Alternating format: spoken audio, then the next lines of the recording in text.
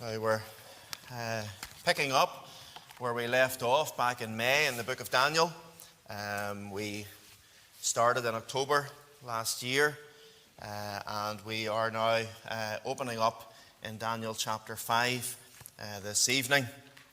And I do want to read the whole chapter at the start by way of context. I don't know if I told the boys that I want to read the whole chapter, so if they're putting up the words, I'm just giving them that fair warning now that they maybe need to adjust things slightly.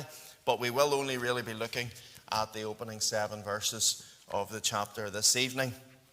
And I suppose if I was giving this a title tonight, I would say that the title of the message is "The End is Nigh."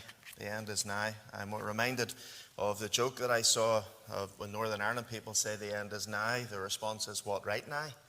But anyway, we're speaking this evening on the end is nigh. So Daniel chapter 5 and the verse 1. And the word of God says, "Belshazzar the king made a great feast to 1,000 of his lords, and drank wine before the 1,000. Belshazzar, whilst he tasted the wine, commanded to bring the golden and silver vessels which his father Nebuchadnezzar had taken out of the temple which was in Jerusalem, that the king and his princes, his wives and his concubines might drink therein. Then they brought the golden vessels that were taken out of the temple of the house of God which was at Jerusalem, and the king and his princes, his wives and his concubines drank in them. They drank wine and praised the gods of gold and of silver, of brass, of iron, of wood, and of stone. At the same hour came forth fingers of a man's hand, and wrote over against the candlestick upon the plaster of the wall of the king's palace. And the king saw the part of the hand that wrote.